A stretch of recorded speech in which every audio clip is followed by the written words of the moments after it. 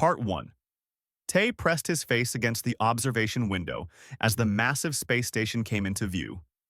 Frontier Station Epsilon looked like a small moon made of metal and glass, spinning slowly in the darkness of space. Lights twinkled from thousands of windows where aliens from across the galaxy lived and worked together.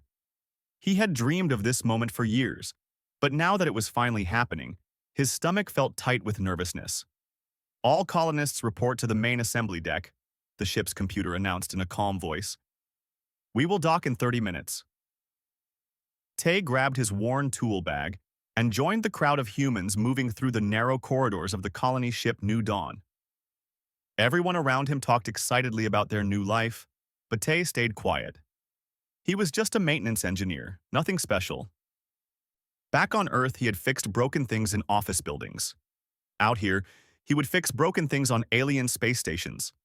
The location had changed, but Tay knew he was still the same ordinary person. The assembly deck was packed with 300 colonists, all wearing their best clothes for the welcoming ceremony. Captain Daywan stood at the front, his military uniform crisp and perfect. He was tall and confident. Everything Tay was not. The captain gave a short speech about representing humanity with pride and dignity. Tay only half listened. He was too busy watching the docking port connect to the station with a series of loud clangs. The airlock doors opened with a hiss of air. A group of aliens waited on the other side to greet them. Tay had seen pictures and videos, but nothing prepared him for seeing aliens in person. There was a blue-skinned creature with tentacles instead of arms. A small gray alien with huge black eyes that took up half its face. A lizard-like being covered in green scales. They all looked strange and wonderful. The station commander stepped forward. It was one of the tentacled aliens, and it spoke through a translation device that made its voice sound mechanical. Welcome, humans of Earth. We are pleased to add your species to our community. May you find peace and prosperity here at Frontier Station Epsilon. Captain Daywan shook the commander's tentacle carefully, and the ceremony continued with formal greetings and speeches. Tay stood near the back of the crowd, trying to see everything at once. That was when he noticed movement in the shadows behind the alien delegation. Something enormous was walking toward them. The other aliens noticed too. They went silent and moved aside quickly, making a clear path. Tay's breath caught in his throat as the creature stepped into the light. It was massive, at least 12 feet tall, maybe more. Its body was covered in dark armor that looked like black crystal, reflecting the lights around it in strange patterns. It had 4 arms, each one thick with muscle. Its head was large and angular, with eyes that glowed like pools of melted gold. When it moved, the floor seemed to shake slightly under its weight. The humans gasped and stepped backward. Some people screamed. Captain Daywan's hand moved toward the weapon at his belt. A Vraxian, someone whispered near Tay. The word was said with pure fear. The giant alien stopped in the middle of the open space. It raised all 4 of its arms and slammed its fists against its chest. The sound was like thunder in the enclosed space. The boom echoed off the walls and ceiling. Tay felt it in his bones. The humans panicked. People pushed and shoved, trying to get away from the creature. In the chaos, someone knocked into a support beam that held up the temporary platform where the ceremony was taking place. The metal beam bent with a screech. The platform tilted sideways. 3 humans who had been standing near the edge fell hard onto the deck below. One of them, a woman named Hana, who worked in medical, landed badly on her arm. Tay heard her cry out in pain. The giant alien froze. Its glowing eyes looked at the injured humans. For just a moment, Tay saw something in those alien eyes. It was not anger or hunger. It looked like sadness. The creature's shoulders dropped, and its head lowered slightly. Station security guards rushed forward, surrounding the giant alien with weapons raised. "Move away from the humans," one guard ordered. "Return to your dock immediately." The creature did not argue. It turned and walked away slowly, its heavy footsteps fading into the distance. The other aliens watched it go, and Tay noticed they seemed relieved. Captain Daywan helped Hana to her feet. Her arm was clearly broken. 2 other colonists had cuts and bruises. The captain's face was red with anger. "I want that creature banned from all human areas," he told the station commander. Immediately. That thing is too dangerous to be around our people. The tentacled commander moved its tentacles in what might have been agreement. The Vraxian will be confined to his docking bay. I apologize for the incident. Vraxians are difficult. Most species avoid them when possible. What was it even doing here? Captain Daewon demanded. His name is Krell. He is a mercenary who uses our station as a base between jobs. He has a legal right to dock here, but we will ensure he stays away from your people. Medical staff took Hana and the other injured colonists away for treatment. The welcoming ceremony ended quickly after that. Everyone was too shaken to continue. The colonists split into small groups, talking nervously about what had happened. Tay heard the same words repeated over and over. Monster, dangerous, nightmare. Tay did not join the conversations. Instead, he found himself walking toward the maintenance catwalks high above the docking area. His security badge gave him access to the engineering sections, and he wanted to be alone for a while to think. From his position on the catwalk, Tay had a good view of the lower docks. He could see the giant alien walking slowly toward a ship at the far end. Its movements were careful now, not aggressive at all. It seemed to be trying very hard not to bump into anything or anyone. When the creature reached its ship, it stopped and looked back toward where the ceremony had been. Even from a distance, Tay could see its glowing eyes. They were dimmer now, not bright and fierce like before. The creature stood there for a long moment, completely still, and Tay suddenly realized something that made his chest feel tight. The giant alien looked lonely. It was the loneliest thing Tay had ever seen. This massive warrior, this creature that everyone feared, was standing alone in an empty dock, and there was something about its posture that reminded Tay of himself, of all those years feeling small and invisible on Earth, of being the person no one noticed or cared about. The creature turned and disappeared into its ship. The door closed behind it with a heavy thud. Tay stood on the catwalk for a long time, staring at that closed door. Around him, the station continued its busy life. Aliens walked past, ships came and went, and somewhere in the human section people were probably still talking about the monster that ruined their ceremony. But Tay could not stop thinking about those sad, dimming eyes. He did not know it yet, but that moment would change everything. Not just for him, but for all of humanity's future in the galaxy. Because Ty had seen something no one else had noticed. He had seen past the armor and the size and the fear. He had seen a person who needed a friend. Part 2. The next week passed slowly for Tay. His work assignment kept him busy repairing damaged sections of the station's ventilation system, which took him to many different areas. The station was enormous, and Tay found himself getting lost regularly.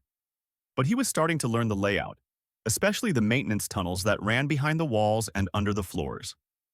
The other colonists were settling into their new lives. Some started jobs at the station's trade centers. Others prepared to leave on smaller ships that would take them to actual colony worlds. Everyone seemed excited about their future, except when someone mentioned the Vraxian. Then the excitement turned to nervous whispers and worried looks. Tay heard the stories in the cafeteria, in the hallways, in the shared quarters where he slept. People said Vraxians were killing machines. They said the creatures lived only for war and violence. One man claimed he had read that Vraxians ate other species. Tay did not think that was true, but he kept his thoughts to himself. Hana visited him one evening while he was organizing his tools. Her arm was in a medical cast that glowed softly with healing technology. She sat down next to him with a tired sigh. "How is your arm?" Tay asked. "Better. The station doctors are amazing. They said it will be completely healed in 2 more days." She watched him sort through his tools for a moment. "You have been quiet lately, even more than usual." Tay shrugged. "Just thinking." "About the Vraxian?" He looked at her in surprise. Hana smiled a little. "I know you, Tay. You get this look when something bothers you. You have had that look for a week." "It was an accident," Tay said quietly. "The platform falling. It was not his fault." The Vraxian hit his chest. That made the platform shake. He was greeting us. It was a cultural gesture. Tay had looked it up in the station's database. Vraxians pounded their chests to show respect and honor. He did not mean to scare anyone or hurt anyone, and after people fell, I saw his face. He looked sad. Hana was quiet for a long moment. They are dangerous, Tay. The whole galaxy says so. Even the other aliens are afraid of them. Maybe the whole galaxy is wrong. Or maybe you are too kind for your own good. Hana stood up carefully, protecting her injured arm. Be careful, okay? I worry about you. After she left, Tay could not focus on his work. He kept thinking about the Vraxian named Krell, alone in his ship at the far end of the station. What did he do all day? Did he have friends? Family? The station's public database had information about every species in the galactic community. Tay spent hours reading about Vraxians. What he learned made him feel even worse. Vraxians came from a harsh world with heavy gravity and constant storms. They evolved to be strong and tough. Their culture valued honor above everything else. They were warriors, yes, but not mindless killers. They had rules, codes of behavior. They protected the weak and fought only when necessary. Their society was built around clans, family groups that lived and fought together. Then Ty found the recent news reports. 2 years ago, a terrible plague had swept through the Vraxian homeworld. The disease killed 90% of the population. Billions dead in just a few months. The Vraxian civilization was nearly extinct now, with only scattered survivors across the galaxy. Tay sat back from the computer screen, feeling sick. No wonder Krell looked so lonely. He was probably one of the last of his people. Everyone he had ever known was likely dead. The next day, Tay's work took him to the lower docks. He told himself it was just coincidence. The ventilation system needed repairs in that area. It had nothing to do with wanting to see Krell's ship. But when he got there, he could not help looking around. The dock where Krell's ship was parked sat isolated at the far end, away from all the other vessels. No one else was nearby. It was as if the entire station was avoiding that area. Krell's ship was old and damaged. Tay could see scorch marks on the hull and dented panels. The maintenance engineer in him automatically started noting what needed to be fixed. The starboard thruster looked misaligned. Several hull plates were missing. The landing gear on the left side was bent. Over the next few days, Tay found excuses to work near that dock. He never saw Krell leave the ship, but he heard things. Station workers talked about the Vraxian when they thought no one important was listening. He eats alone in the cargo bay because no restaurant will let him in. I heard he trains in Section 9 because no one goes there anymore. Poor bastard. Imagine being the last of your kind. Better him than us. Those things are monsters. Tay tried to work one afternoon when the observation he had made kept bothering him. Krell was not hiding because he wanted to.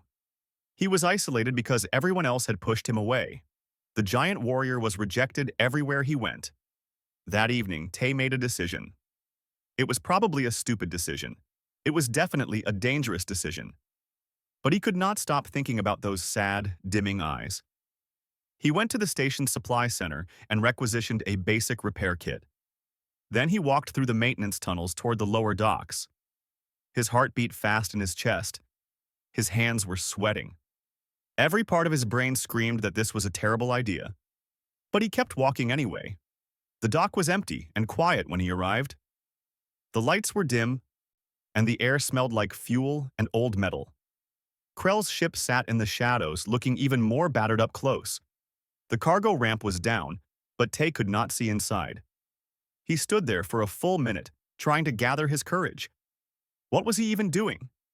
He was a small, ordinary human about to approach a 12-foot warrior from a species the entire galaxy feared. This was insane. Tay took a deep breath and walked up the ramp. The inside of the ship was dark and cramped, at least compared to Krell's size. Storage crates were stacked along the walls. Weapons hung on racks. Everything was organized neatly, almost obsessively so. But there was no decoration, no personal touches. It looked like a military storage room, not a home. Krell sat on the floor in the center of the cargo bay. His massive form was curled up slightly, making him look smaller than he really was. He was staring at something floating in the air in front of him. It took Tay a moment to realize it was a holographic image. The image showed other Viraxians. There were at least 20 of them, all wearing ceremonial armor. They stood together with their forearms raised high, their eyes glowing bright with joy. It was clearly a celebration of some kind, a family portrait. Krell's eyes were dim as he looked at the image. His shoulders were slumped. He looked like someone staring at ghosts. Tay cleared his throat softly. Krell moved faster than Tay thought possible for something so large. The Vraxian was on his feet in an instant, all four arms spread wide, his eyes flaring to bright gold. The hologram vanished. Krell stared down at Tay, and for a terrifying moment, Tay thought he had made the worst mistake of his life. "How did you get in here?" Krell's voice was deep and rough, like rocks grinding together. His accent made the words sound harsh. Tay held up the repair kit with shaking hands. I noticed your ship has damage. I thought I could help fix it." Krell stared at him. The silence stretched on forever. Tay could hear his own heartbeat pounding in his ears. "You are one of the humans," Krell finally said. "From the ceremony." "Yes, my name is Tay." "Why are you here, Tay?" The way Krell said his name made it sound foreign and strange. "Your people fear me. You should fear me too." "Maybe," Tay admitted. "But I think what happened was an accident. And I think you have enough problems without humans making things worse." Krell's eyes dimmed slightly. He lowered his arms. "You do not know what you are talking about, small one." "Then tell me." They stared at each other for a long moment. Finally, Krell sat back down on the floor, moving slowly, as if he was suddenly very tired. "Leave the repair kit, then go away." Tay set the kit down carefully. But he did not leave. Instead, he sat down on one of the storage crates. Krell's eyes glowed brighter. "Did you not hear me?" "I heard you," Tay said. His voice was still shaking, but he forced himself to keep talking. "I just decided not to listen. I want to help fix your ship. That is my job. I fix things." "I do not want your help." "Why not?" "Because—" Krell's voice trailed off. "Because no one helps Vraxians. We are monsters, weapons, things to be feared and avoided." "I do not think you are a monster," Tay said quietly. Krell laughed, but it was a bitter sound. "You know nothing about me. I know you looked sad when those people got hurt. I know you left without fighting even though you could have. I know you were sitting alone in the dark, looking at pictures of people who are gone." Tay swallowed hard. "I know what it feels like to be lonely." Krell said nothing. He just stared at Tay with those glowing golden eyes. Finally, he nodded once. "1 hour. You can work for 1 hour. Then you leave and do not come back." "Okay," Tay agreed. He picked up the repair kit and got to work. As he examined the ship's damaged systems, Tay smiled to himself. 1 hour was a start. Tomorrow, maybe it would be 2 hours. You had to start somewhere. Part 3. 2 weeks passed, and Tay found himself spending every free moment at Krell's dock. The 1-hour limit had quietly disappeared after the 3rd day. Now Tay would arrive after his regular work shift and stay for several hours, repairing the various problems with Krell's ship. The old vessel had more damage than Tay had initially thought. Every time he fixed one system, he found 2 more that needed attention. At first, they barely spoke. Krell would sit in the corner of the cargo bay, cleaning his weapons or reviewing data on his personal computer while Tay worked. The silence was comfortable, though. It reminded Tay of working in his father's workshop as a child, where work mattered more than words. But gradually, they started talking. Small things at first. "Why did you leave Earth?" Krell asked one evening. Tay was elbow-deep in a damaged power conduit. "I wanted something more. On Earth. I fixed air conditioning in office buildings. The same job, every day, for 10 years. I was invisible. People walked past me like I was not even there." He pulled out a burned wire and examined it. "Out here, maybe I could matter." "And do you? Matter?" Tay thought about it. "I do not know yet, but at least I am trying." Krell made a sound that might have been understanding. Varaxians believe that action defines worth. Not what you are born as, but what you choose to do. By that measure, you are more valuable than many beings I have met. The compliment made Tay's face feel warm. What about you? Why do you travel alone? Krell was quiet for so long that Tay thought he would not answer. Then the Varaxian spoke, his voice heavy. I am the last of the Thunder Clan. My family, my friends, everyone I trained with as a young warrior, all gone to the plague. I survived because I was off-world on a mission. When I returned, my home was a graveyard. I am sorry, Tay said softly. Sorry is just a word. It does not bring anyone back. Krell's 4 hands clenched into fists. Varaxian culture says a warrior without a clan has no purpose. I should have died with my people. Instead, I wander the galaxy taking jobs no one else wants, fighting for causes that do not matter. I exist, but I do not live. Maybe you could find a new clan, new family. Krell laughed bitterly. Look at me, Tay. I am what parents warn their children about. I am the nightmare species used to teach fear. No one wants a Varaxian in their family. Tay climbed out from under the console and looked up at the massive warrior. I want you in mine. Krell's eyes flared bright with surprise. What? You heard me. You are my friend. That makes you family. Tay wiped grease from his hands. Maybe I am not a clan, but I am something. That has to count for something. The Varaxian stared at him for a long moment. Then, slowly, he reached out one massive hand and very gently placed it on Tay's shoulder. The hand was so large it covered Tay's entire shoulder and part of his chest. You are either the bravest human I have ever met or the most foolish. Probably both, Tay admitted with a small smile. After that night, their friendship deepened. Krell began teaching Tay about Varaxian culture, which was far more complex than the galaxy believed. They were not just warriors, they were poets and philosophers. Their fighting style was a form of meditation, every movement carefully planned and executed with purpose. Violence without thought is just destruction, Krell explained while demonstrating a combat form in the empty dock. His forearms moved in a pattern that looked almost like a dance. True warriors fight to protect.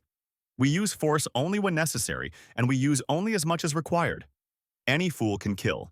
It takes skill to defeat without killing. Tay brought human food to share, though Krell found most of it bland. In return, Krell shared Varaxian rations, which were so spicy they made Tay's eyes water. They both laughed at each other's reactions. How can you stand this? Tay gasped, reaching for water. How can you stand that? Krell pointed at Tay's sandwich. It tastes like eating air. Other colonists started noticing Tay's absences. Hana confronted him one morning at breakfast. Where do you go every night? She asked, sitting down across from him with her tray. Working, Tay said, which was technically true. On what? Personal project. Hana narrowed her eyes.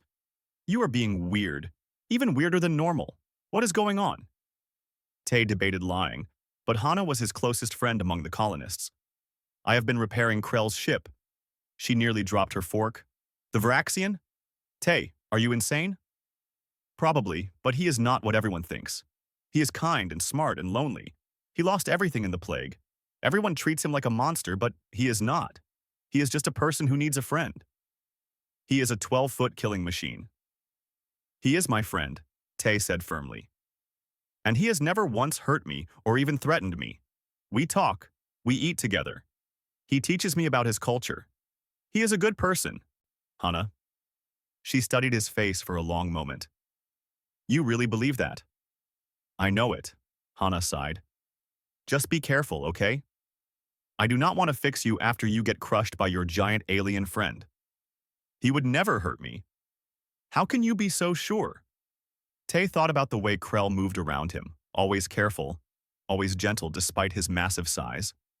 The way Krell's eyes glowed brighter when Tay arrived each evening. The way the lonely warrior had slowly opened up, sharing stories and showing emotions he probably hid from everyone else. Because I know what it is like to be judged before people know you, Tay said quietly. On Earth, I was just the quiet maintenance guy. No one looked twice at me. Out here, Krell is just the scary alien. No one looks past his appearance. We understand each other. That night, Tay arrived at the dock to find Krell working on weapons maintenance. The Vraxian looked up as Tay approached. I have been thinking about something. What? Tay set down his tool bag. You have helped me greatly. My ship is almost completely repaired now thanks to your work. But I have given you nothing in return. This troubles me. Vraxians always repay debts. You do not owe me anything. I did it because I wanted to. Regardless, I wish to offer you something.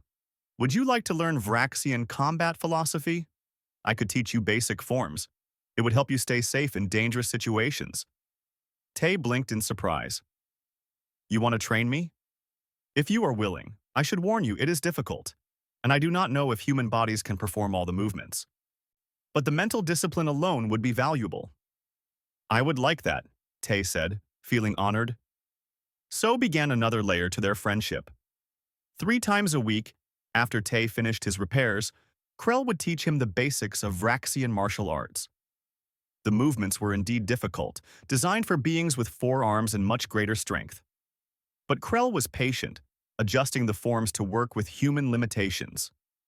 The body is just a tool, Krell explained. The mind is what matters. A warrior with weak body but strong mind will defeat a warrior with strong body but weak mind every time. Tay learned more than just fighting. He learned patience and focus. He learned to see patterns and anticipate movements. He learned that strength was not about size or power, but about knowing yourself and your purpose. The training sessions became something both of them looked forward to. For Krell, it meant passing on his culture to someone who actually cared to learn. For Tay, it meant belonging to something larger than himself. One evening, after a particularly good training session, Krell said something that made Tay's chest feel tight. You know, in Vraxian culture, when a warrior teaches combat to someone outside their clan, it is a form of adoption. By training you, I am saying you are worthy of carrying our traditions forward. Krell's eyes glowed softly in the dim light. You are the only non-Vraxian I have ever taught. That makes you special to me, small friend. You are special to me too, Tay said honestly. You are the first person who has ever made me feel like I matter. Not because of what I can do, but because of who I am. Then we are even. Krell placed one large hand over his chest, covering where his heart would be. You have given me something I thought I had lost forever. Hope. Purpose. You have shown me that perhaps I do not need to die to honor my fallen clan. Perhaps living well, teaching others, creating new bonds is also honorable. They sat together in comfortable silence, an unlikely pair that somehow fit together perfectly. A lonely human engineer and the last warrior of a dead clan, finding family in each other. Neither of them knew that their peaceful routine was about to end. Danger was coming to Station Epsilon, and their friendship was about to be tested in ways neither could imagine. But for now, in this moment, they were simply 2 friends sharing space and time. And that was enough. Part 4. The attack came without warning. Tay was working in the maintenance tunnels beneath the human sector when the station's alarm system started screaming. Red lights flashed along the walls, and the emergency broadcast cut through every speaker. All personnel, this is not a drill. The station is under attack. Hostile forces have breached the outer docks. Seek shelter immediately. Security teams to defensive positions. Tay's blood went cold. He dropped his tools and ran toward the nearest access ladder that would take him up to the main corridors.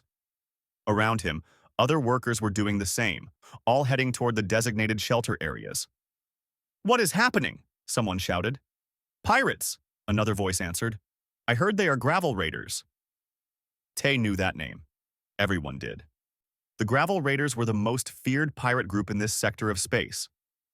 They targeted new colonies and undefended stations, stealing supplies and technology. They were known for being ruthless and violent, and they specifically hunted new species because newer civilizations had not learned how to defend themselves properly yet, which meant they would target the humans first.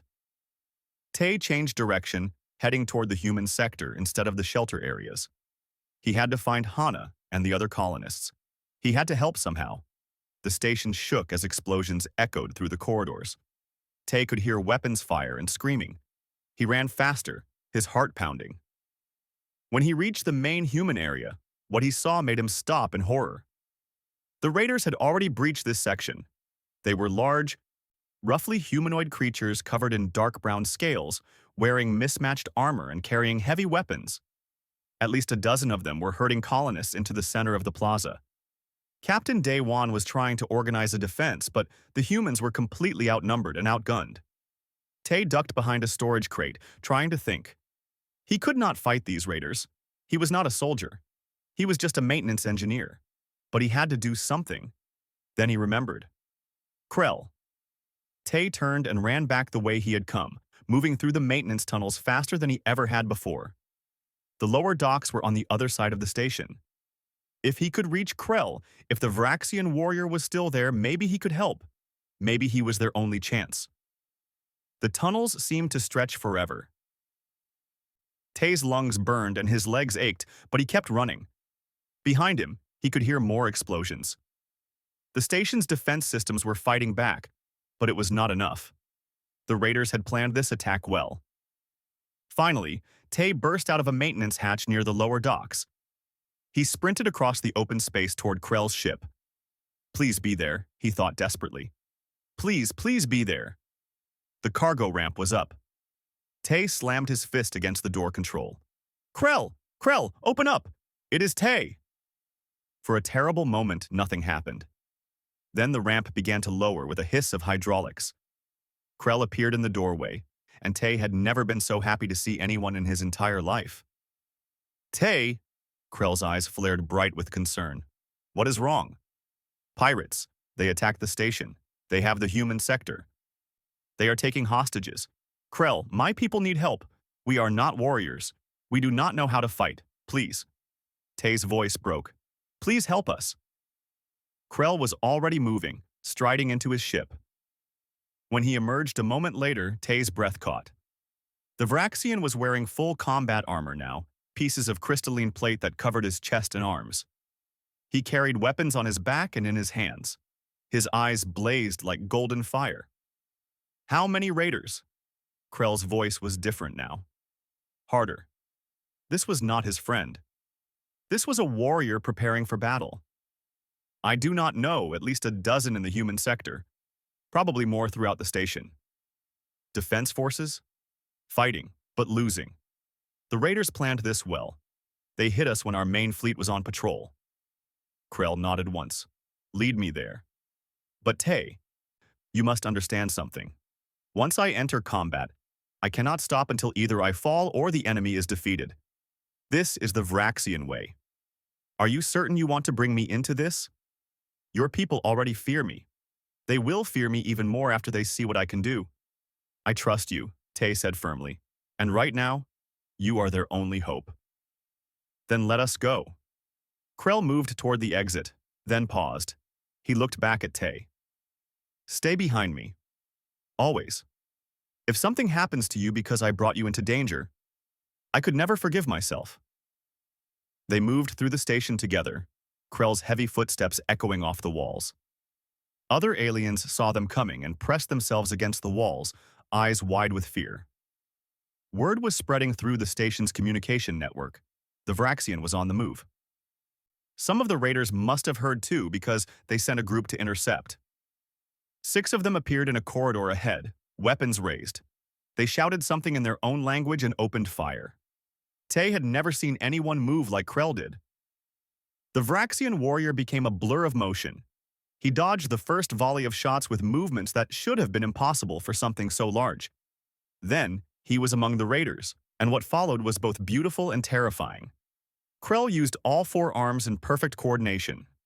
He disarmed one raider with a strike to the wrist, then used that same motion to block another's attack.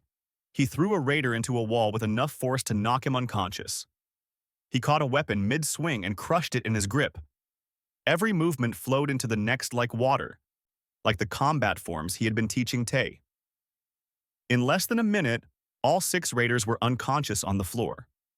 Krell stood in the center of them, barely breathing hard. He had not killed any of them.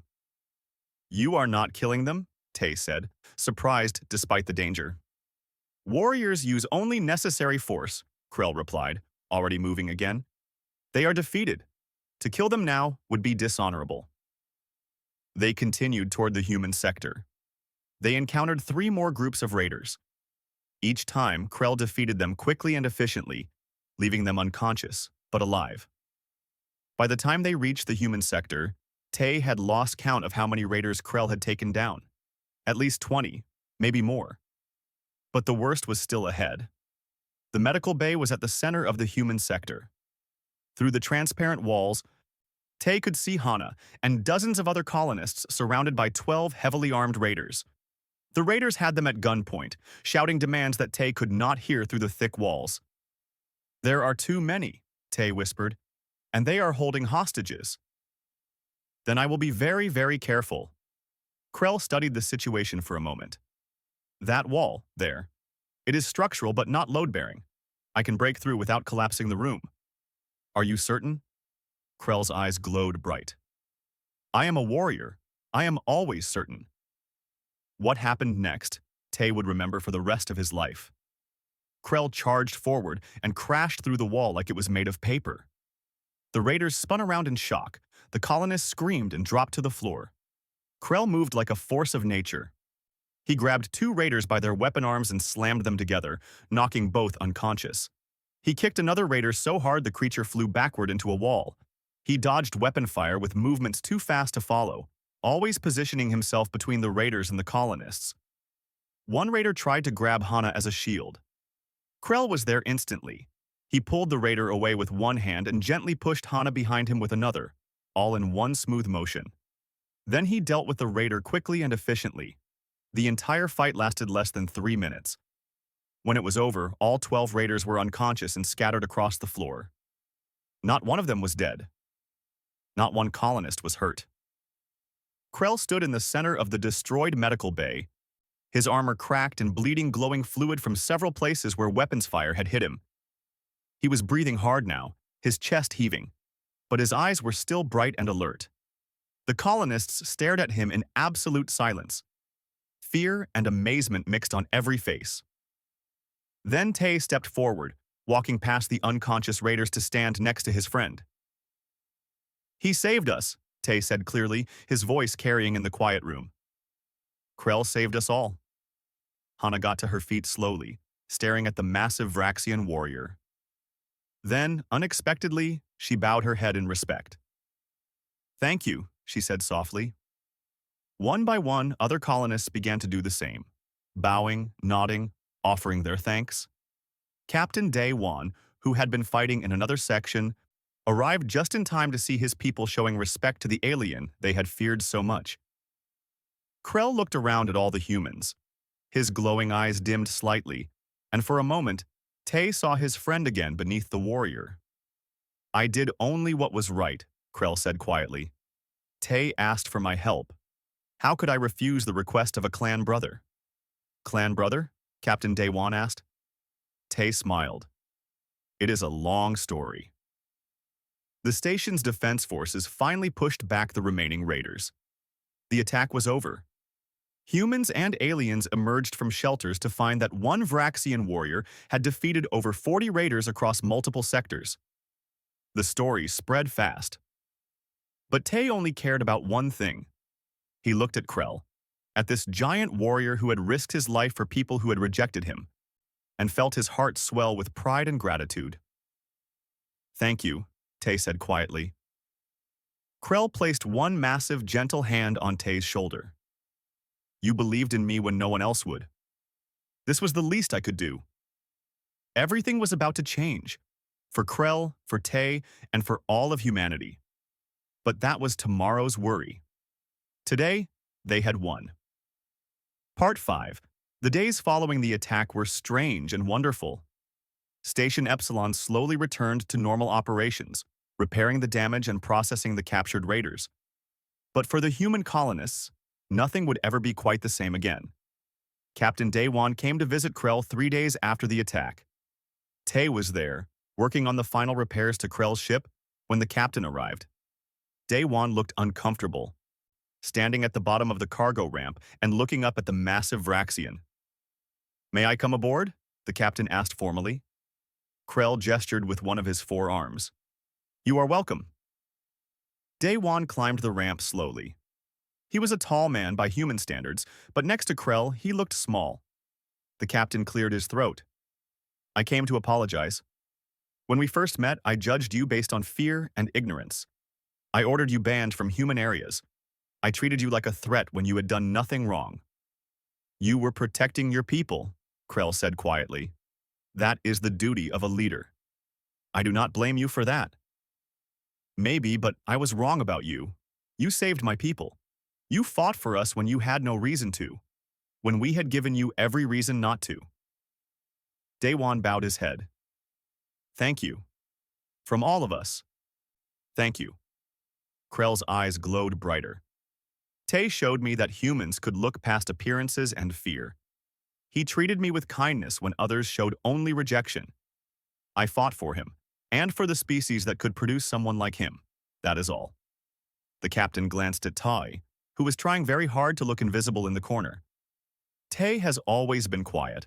I never paid much attention to him before. That was my mistake too, it seems. After the captain left, Krell sat down heavily on a storage crate. "That was strange," he admitted. "I am not used to humans apologizing to me, or thanking me, or even speaking to me without fear in their voices." "Get used to it," Tay said with a smile. "You are a hero now." "I do not want to be a hero, I just want—" Krell trailed off, his eyes dimming slightly. "What do you want?" "I want to belong somewhere, to have a purpose again, to be part of something larger than just myself." Krell looked at his four hands. "For 2 years, I have been alone, fighting meaningless battles, earning money I do not need, existing but not living. Meeting you changed that. You gave me friendship. You made me remember what it felt like to have a clan." Tay set down his tools. "Then stay. Join us." "What?" "Stay with the human colonists. We need a security chief, someone who can protect us and teach us how to defend ourselves, someone who knows the galaxy and its dangers." Tay walked closer to Krell. "It would not be the same as your clan. We are not Vraxian. But we could be your family if you wanted us to be." Krell was silent for a long time. His eyes flickered through different shades, bright and dim, as emotions crossed his face. Finally, he spoke, his voice rough with feelings he was trying to control. "Are you offering me a home, Tay?" "Yes, I am offering you a home. I do not know if I remember how to have one. Then we will figure it out together." Krell reached out and very gently pulled Tay into a hug. His forearms were careful and tender, treating Tay like something precious and fragile. "You are the bravest human I have ever met," Krell said quietly. "And the kindest. I would be honored to stand with your people, to protect them, to teach them, to belong." The official offer came a week later. The human colonists held a vote. 300 people decided whether to invite Krell to join them as chief of security. Tay was nervous, watching the results come in on the main display screen in the assembly hall. In the end, 243 voted yes, 57 voted no. It was not unanimous, but it was enough. When they told Krell, the massive warrior stood very still for a moment. Then his eyes glowed so bright they lit up the entire room. "I accept," he said simply. "I will serve your people with honor. I will protect them with my life. I will teach them everything I know. This I swear by the memory of the Thunder Clan and all who came before me." The celebration that followed was awkward but genuine. Humans tried to figure out how to celebrate with a Vraxian. Krell tried to figure out how to celebrate with humans. There was food and music and speeches. Hana, whose broken arm had healed completely, gave Krell a gift. A small holographic projector programmed with images from the colony mission. "So you can have pictures of your new clan," she explained. Krell's eyes dimmed with emotion. "Thank you," he said softly. "I will treasure this." As the celebration wound down, Tay and Krell found themselves alone on one of the observation decks, looking out at the stars through the massive windows. The colony ship New Dawn was being prepared to continue its journey. In a few weeks, they would leave Station Epsilon and head towards their final destination, a colony world on the far edge of explored space. "Are you sure about this?" Tay asked. "Leaving the station, going to an unsettled world.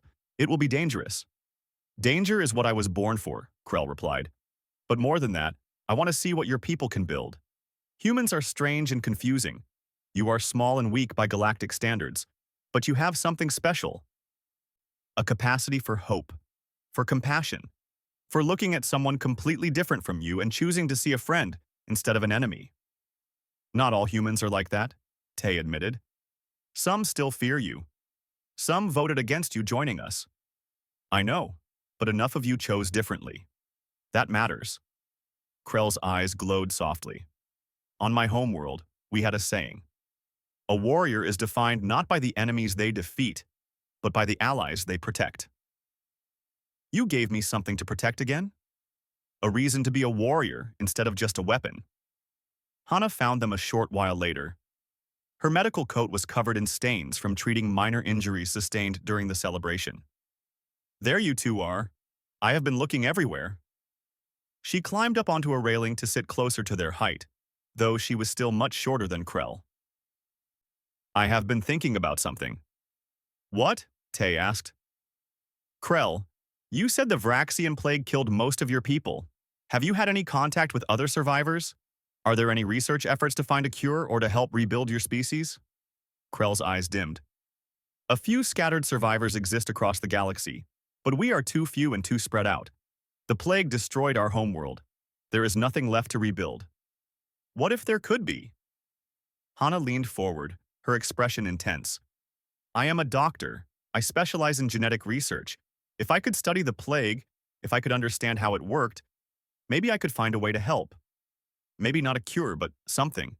Gene therapy, resistance boosters, something to help the survivors." "Why would you do this?" Krell asked, his voice filled with wonder. "My people are nothing to you.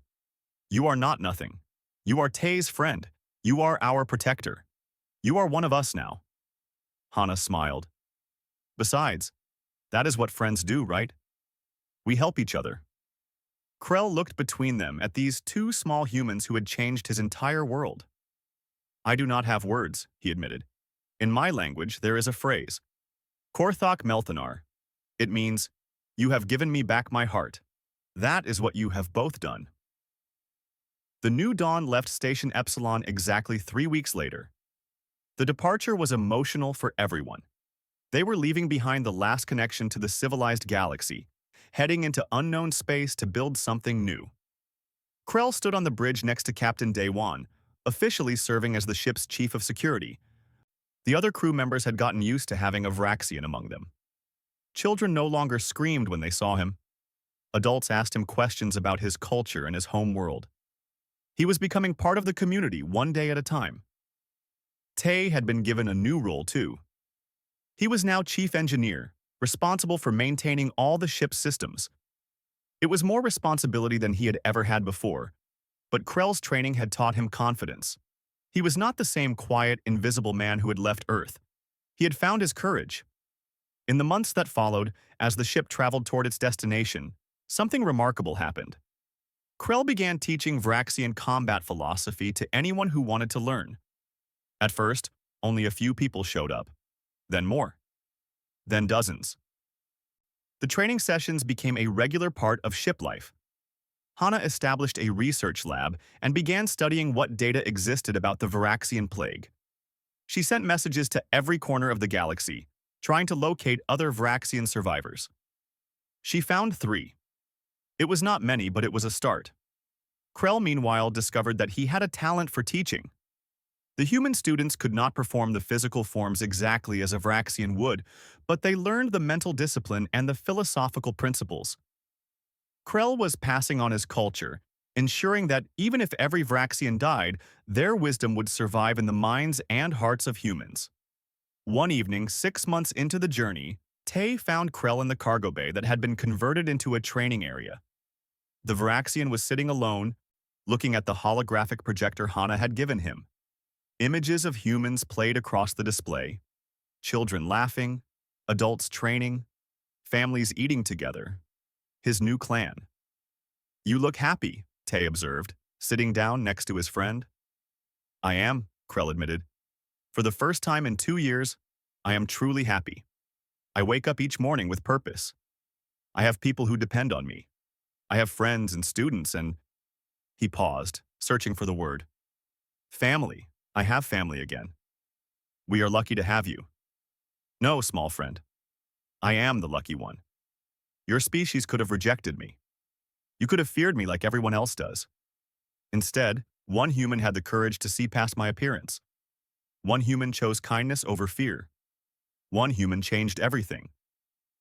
Krell placed a gentle hand on Tay's head. You saved my life, Tay. Not during the pirate attack, before that. You saved me from loneliness and purposelessness. You reminded me that life is worth living. Tay felt tears in his eyes. You saved me too. You made me feel like I mattered. You do matter. Never doubt that.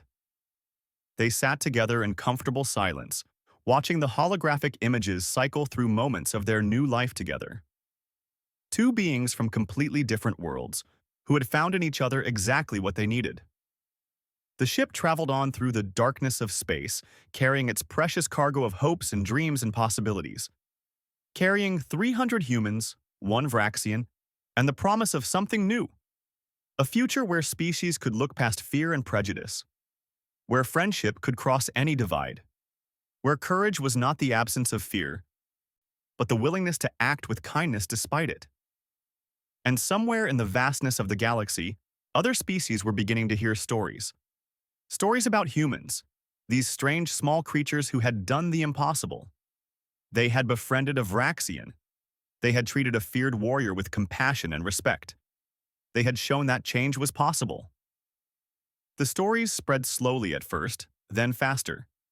And beings across the galaxy began to wonder, if humans could do that, what else might be possible? But that was a story for another time.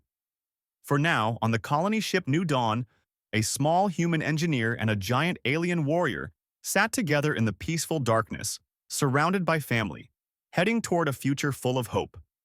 And that was more than enough. That was everything.